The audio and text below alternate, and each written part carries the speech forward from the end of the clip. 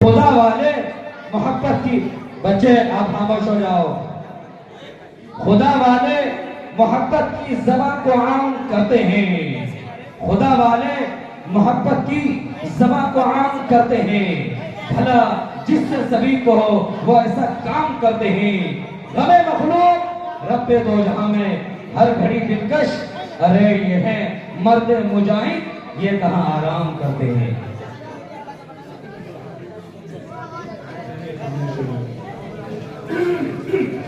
بچے بہت اچھے ہیں. جب ہے جب آپ خاموش ہو جائیں. خاموش ہو جائیں ماشاء اللہ. الحمد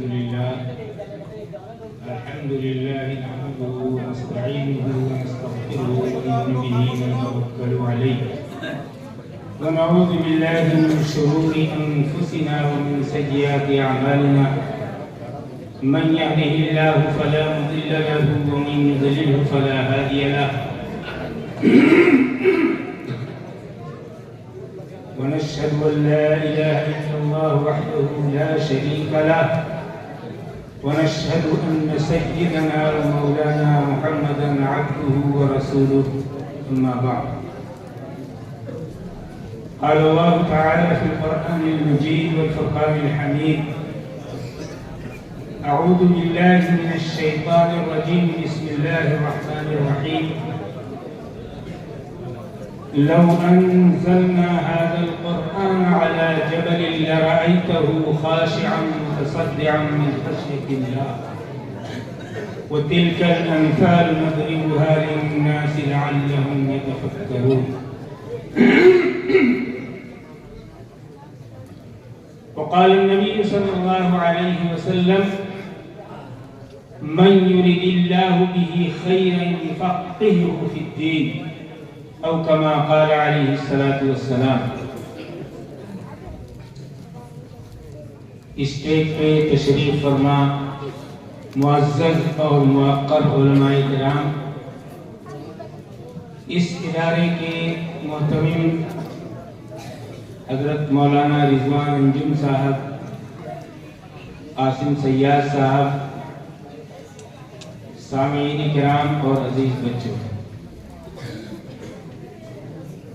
آپ کے اس ادارے میں پہلی مرتبہ حاضری ہوئی ہے. میں اسے اپنی سعادت سمجھتا ہوں اور دعا کرتا ہوں کہ اللہ تبارک و تعالی اس ادارے کو دن دونی رات چوگنی ترقی عطا فرمائے. حضرات، یہ جو مجلس منعقد ہوئی ہے، یہ جلسے کا انعقاد ہوا ہے، کچھ بچے حافظ ہوئے ہیں، قرآن کریم مکمل کیا ہے، اسی کے توسط سے اتنا بڑا مجمع ہمارے اور آپ کے سامنے موجود ہے. اسٹیج پہ بہت ہی موقر، معزز اور باعلم حضرات تشریف فرما ہیں. حضرات،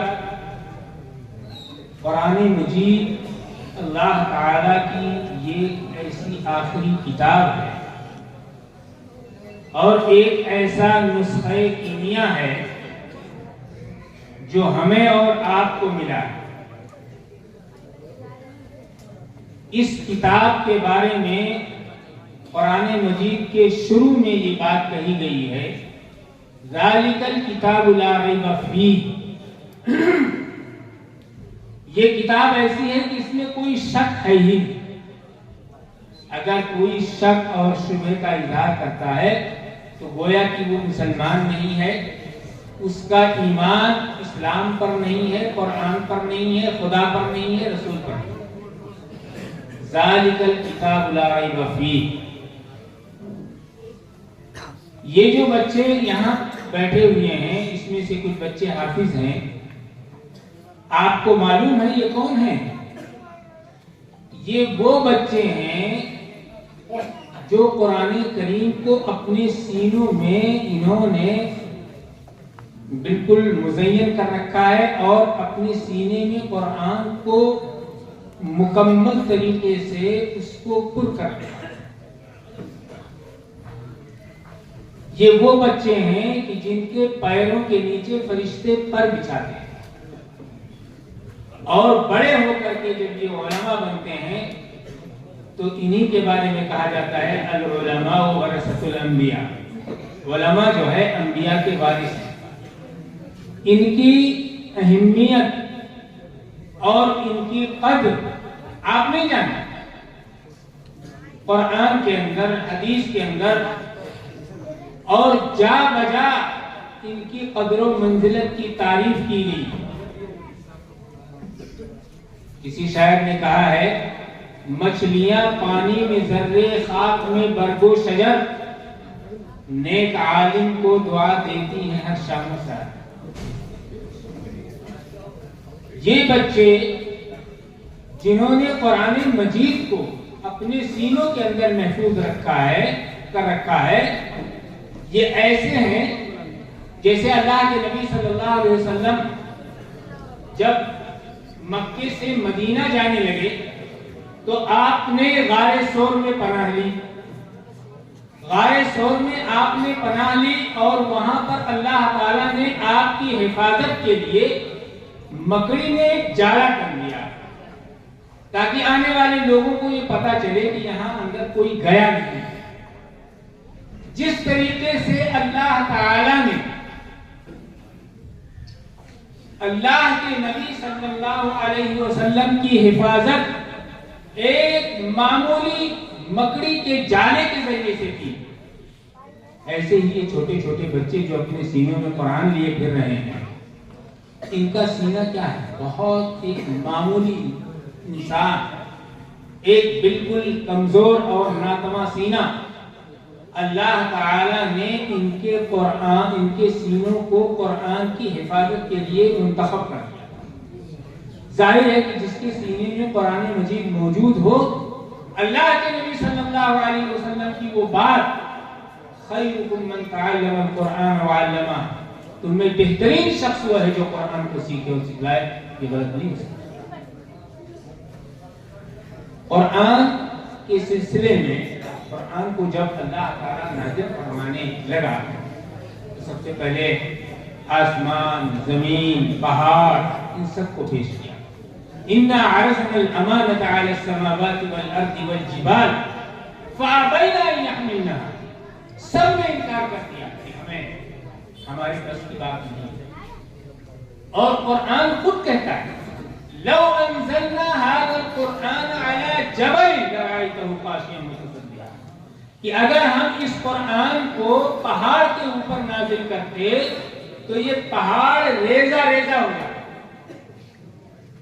بالکل ریزہ ریزہ ہو جاتا۔ حضرت موسیٰ علیہ السلام کو جب توریت دینے کا ہوا تو حضرت موسیٰ علیہ السلام سے اللہ کی گفتگو تو ان کو ہوتی رہی پردے کے پیچھے سے، لیکن حضرت موسیٰ علیہ السلام نے کہا کہ اے اللہ تو مجھے کتاب تو دینا چاہتا ہے، ٹھیک ہے میں کتاب دے لوں گا، لیکن میں چاہتا ہوں رب ارنی، میں تجھے دیکھنا چاہتا ہوں، اے اللہ میں تجھے دیکھنا چاہتا ہوں۔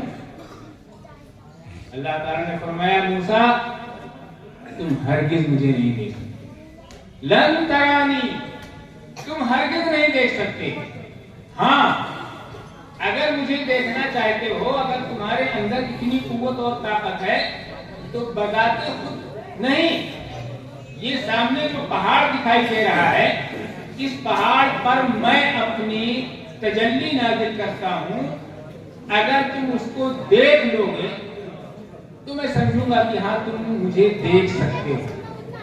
چنانچہ اللہ تعالیٰ نے جب اپنی تجلی نازل فرمائی اس پہاڑ کے اوپر تو وہ پہاڑ ریزہ ریزہ ہو گیا۔ حضرت موسیٰ علیہ السلام نے جب ادھر دیکھا، حضرت موسیٰ علیہ السلام اسی لیے کہا گیا ہے کہ قرآن کوئی معمولی چیز نہیں ہے۔ جس طریقے سے اللہ تعالیٰ کی ذات کو آدمی دیکھ نہیں سکتا، اسی طریقے سے اس کے کلام کو بھی آدمی، اس کی صفات میں سے ہے نا کلام الہی، اس کو بھی انسان برداشت نہیں کر سکتا. اور یہ چھوٹے چھوٹے بچے اس قرآن مجید کو اپنے سینے میں لیے کر رہے ہیں. اسی لیے فرمایا گیا دیکھو جب آدمی کو کوئی مرتبہ ملتا ہے یوں ہی نہیں ملتا. وہ کسی کو نوبل انعام ملتا ہے, کوئی دوسرا انعام ملتا ہے, تو ایسے نہیں ملتا ہے. پہلے اس کے لیے آدمی کو کوشش کرنی پڑتی ہے, اس کے لیے محنت کرنی پڑتی ہے, اس کے لیے جانفشانی کرنی پڑتی ہے, تب جا کر کے اس کو کوئی انعام ملتا ہے. حضرت ابراہیم خلیل اللہ, حضرت ابراہیم علیہ السلام کو خلیل اللہ کا لقب کیوں ملا؟ اس لیے کہ وہ اللہ کے گہرے دوست. اور یوں ہی نہیں ملا, اللہ تعالیٰ نے حکم دیا ابراہیم اپنے اس لاڈلے بیٹے کو جو تمہاری آئے سحرگاہی کا تمہارا لاڈلا ہے, جس کو 90 سال کی عمر میں اللہ تعالیٰ نے ان کو عطا کیا تھا, کہا کہ اس صحرا اور لقودق صحرا کے اندر چھوڑ کر کے چلے جاؤ.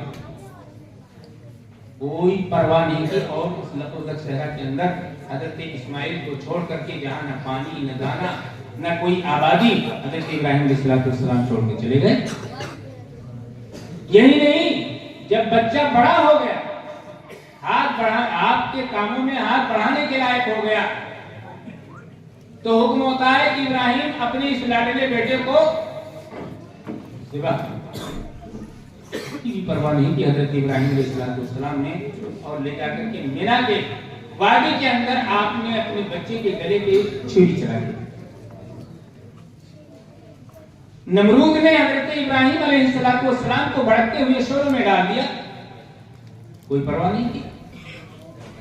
اللہ تعالی نے حضرت ابراہیم علیہ السلام کو خلیل اللہ کا لقب, اور یوں نہیں دیا. ایک واقعہ سناتا ہوں آپ کو. حضرت ابراہیم علیہ السلام بکریاں چرا رہے تھے. حضرت ابراہیم علیہ السلام بکریاں چرا رہے تھے. ایک شخص آیا اور اس نے جو ہے دعا کی. دعا کیا کی؟ جو ہم لوگ رمضان المبارک کے مہینے میں تراویح میں پڑھتے ہیں, دعا کیا پڑھتے ہیں؟ سبحان ذی الملک والملکوت, سبحان ذی العزت والعظمت والہیبت والقدرت والکبریاء والجبروت. اس کے اندر اللہ تعالیٰ کی حمد و ثنا بیان کی گئی ہے, اور اللہ کی خوب تعریف کی گئی کہ اللہ تعالیٰ کی ذات پاک ہے, وہی سب کا خالق ہے, وہی سب کا مالک ہے, وہی سب کا رازق ہے.